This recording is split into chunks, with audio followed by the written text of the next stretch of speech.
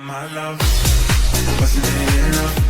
Just let me know so I can. Now, last season in 2022, the Ravens defense finished third best in the league, had the most interceptions. One part contributing to that was Peters and, his defensive prowess. But this season, it looks like I should say at the end of last season, it looks like there were some rumblings with the team. There was a discussion between Peters and Lamar Jackson, where Peters didn't feel that Lamar Jackson was doing everything he could to be on the field. He questioned his durability, questioned if he was even injured. This offseason was a little rough for Peters and the Ravens, but they decided to part ways. Peters is now a free agent. Now, the Ravens can re-sign him, but at the moment, he's free to go where he pleases. So I'm going to start off with you, Sora. Let me ask you, do you feel it was wise for Baltimore to move on from Marcus Peters? No, I feel like they needed to do their best to keep Marcus Peters. I mean, some people had, Marcus Peters in their top 5 cornerbacks list. Definitely top 10, top 15. I mean, he's just kind of been that playmaker for Baltimore, and I feel like kind of one of the key focal points of that defense who has bailed you out in some games when Lamar was injured or just in general and the offense wasn't able to produce.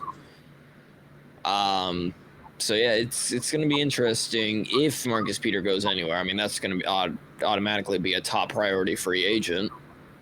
Mm-hmm. So it's going to be interesting to see where he goes if Baltimore doesn't re-sign him.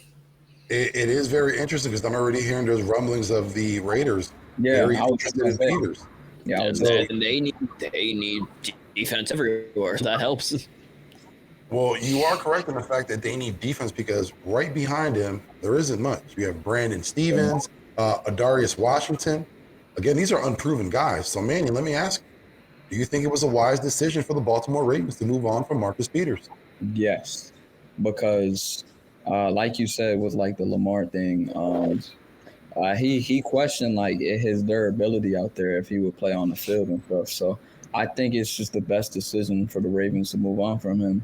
And they already looked at like, replacing him because they got Rocky Sin. And I'm not saying like Rocky Sin is some all-world corner, but, he's a solid number 2. And then they got the cornerback in the draft, like in the 6th or 5th round from Stanford. Caillou Blue Kelly. Caillou, him. I always forget his name. Him. You just call him? That's it? He is him? Nah, not that. He's him. I just forget his name. But Dante told me about like him, and I like looked at like his. He was a beast at the Senior Bowl, bro. Mm-hmm.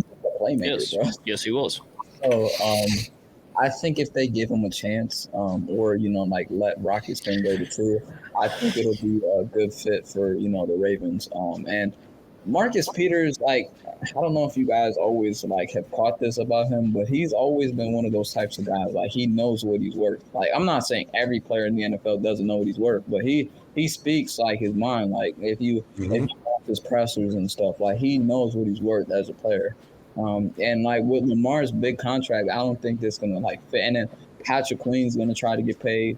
Not everyone could get paid, so I think the Raiders are gonna sign him for sure. They need a CB1. They need a playmaker on defense, especially at the cornerback position. I don't see him staying, and I think it's a good decision for Baltimore to let go of him. It's time. All right, Dante. We're talking about Marcus Peters, who is one of the most vocal, one of the more vocal players on that Baltimore defense, a leader of that defense. Again, we talked about the discussion that he had with Lamar Jackson. Again, this is something a lot of people have been talking about the Ravens. These players knew or felt, some of them felt, Lamar Jackson was able to play. He made a business decision in order for him to obtain the contract that he got this offseason. Marcus Peters, being the man that he was, spoke up for the team. Now, again, that was something that had to have been said because it worked out. Looks like Jackson's okay, contract signed. But again, we're talking about what can happen if Peters is gone because there isn't really much after him. So do you think it's a wise decision at this moment now to release Marcus Peters by the Ravens? It's not like Marcus Peters hasn't like traveled in his career thus far. I mean, he spent 3 years with Kansas City, another 2-3 years with, Los Angeles when he was with the Rams, and now it's been 3 years with the Baltimore Ravens. So if history repeats itself, I guess you could say that his 3-year window is up and it's time to go to another team because history has done repeat itself. But look, I mean, we're talking about Marcus Peters here too. The guy, for all accounts, has been a ball hawk since he's been in the league. I mean, he damn near led the league for a couple of years in interceptions for a long time. I mean, he's got 32 in his career thus far, and he's been in the league,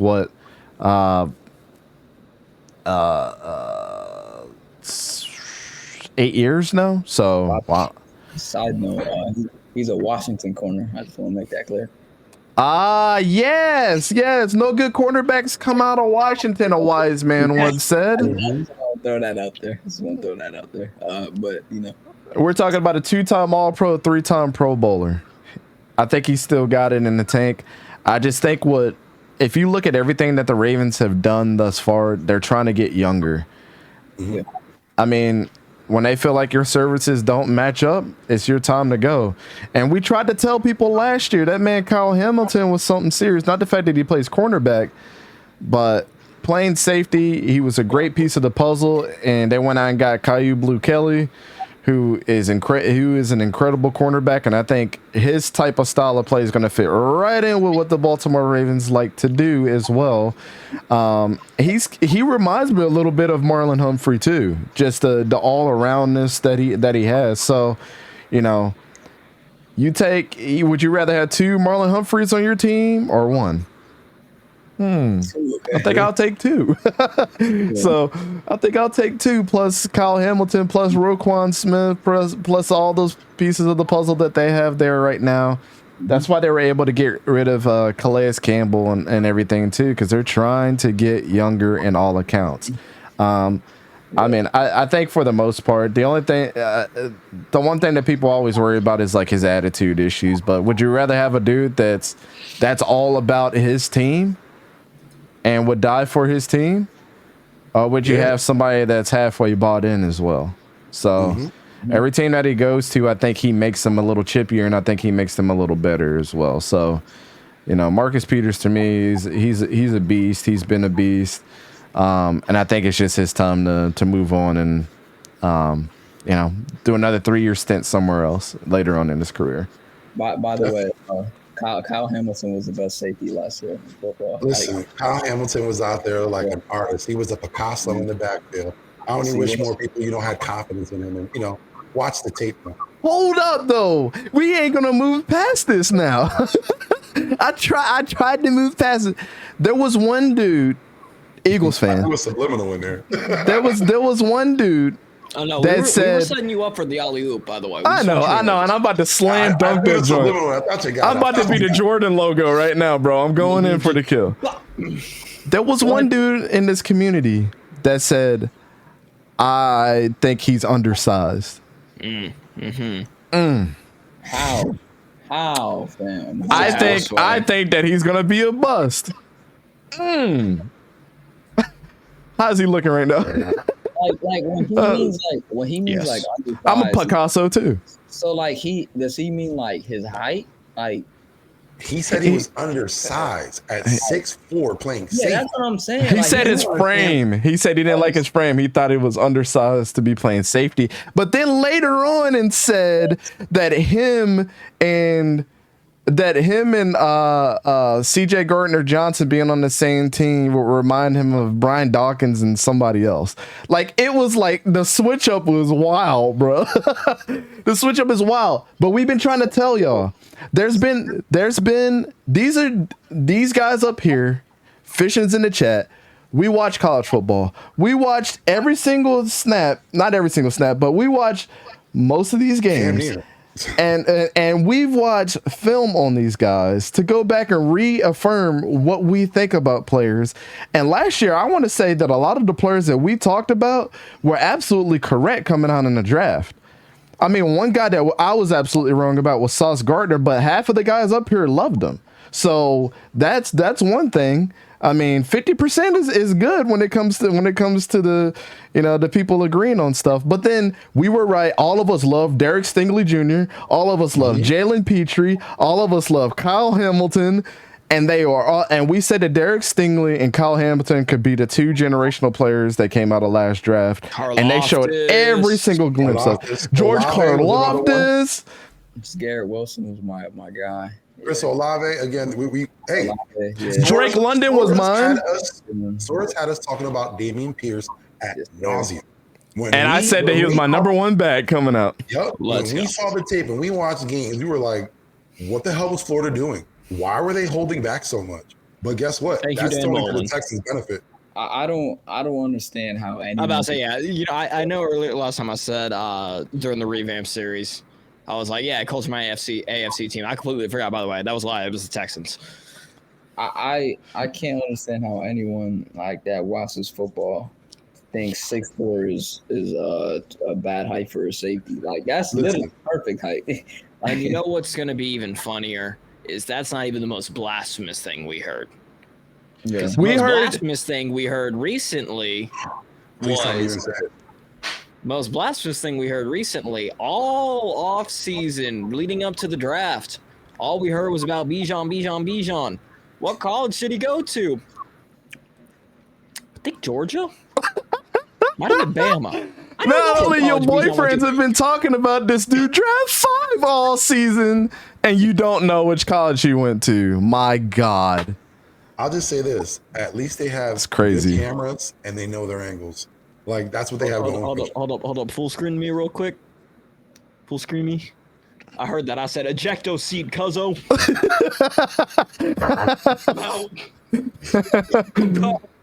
Hey man, it's the weird. By any means, we're not the end all be all, but rarely when you watch college and you see what you see in college, and then people try to tell you your opinion is wrong that does not watch college, it's a little weird to us. Mm-hmm. Just like I heard Drake London is not the fastest. Well, how do you know? Because he didn't run the damn 40. But I remember the same dude that Manny been harping about, that boy Chris Gonzalez.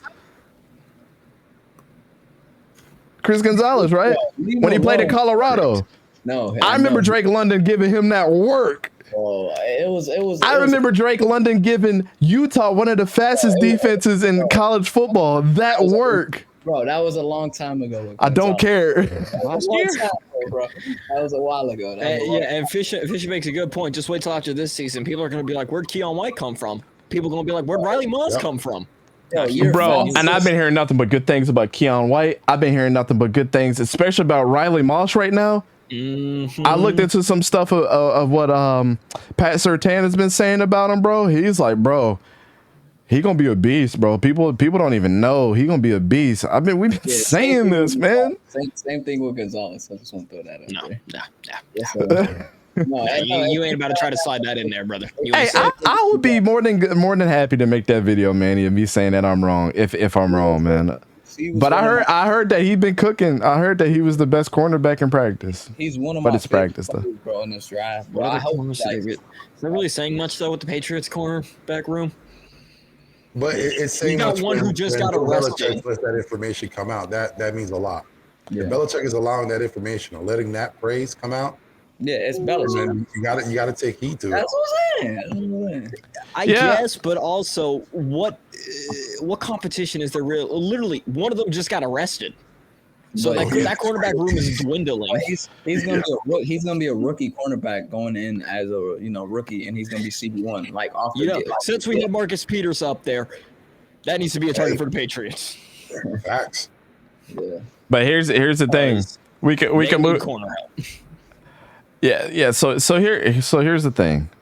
Again, form your own opinion, but just make sure that it's an informed opinion, because guys like us have been, our track record's been 90% right year to year to year. I mean, shout out to my man Don. Don ain't on here, but I'm gonna give Don some praise. The Stats Guru, I know he ain't been on here in a little bit, but he been behind the scenes and he does his homework too. The dude that we're going to talk about tonight that's been on almost everybody's list is Quinnen Williams. The dude said that he was going to be good. He said that Rashawn Gary was going to be good. He also said that Montez Sweat was going to be good. That's Don made that prediction. This is a guy that just got into college football when we started this. but he actually did the homework. He actually watched. He went outside his comfort zone because he understood that an uninformed opinion is not a good opinion. But people watch people all the time make quarterback lists about quarterbacks that are supposed to come out in this draft, and then I call them out in their comment section when I'm like, bruh, Bo Nix ain't coming out this year. Why is he on your list?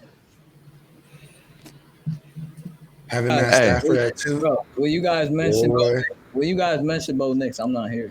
Hey, I heard he been cooking too, bro. Yo, when Bo Nix wins his Heisman, I'm not here. I just want him to look at the camera and say, I'm not here, bro. I'm not here. Oh, Vic, what do you think gotta we're gonna do Vic, what do you think we're gonna do when we see him at the Senior Bowl, bro? We're gonna get the group picture of all of us hitting that Heisman Trophy pose with him. Oh, I'm gonna come out my turtle shell to go find him, bro. Yo, Bo. I swear, just give me 2 seconds of your time. I don't need you to say anything else, but be like, Manny, I told you so.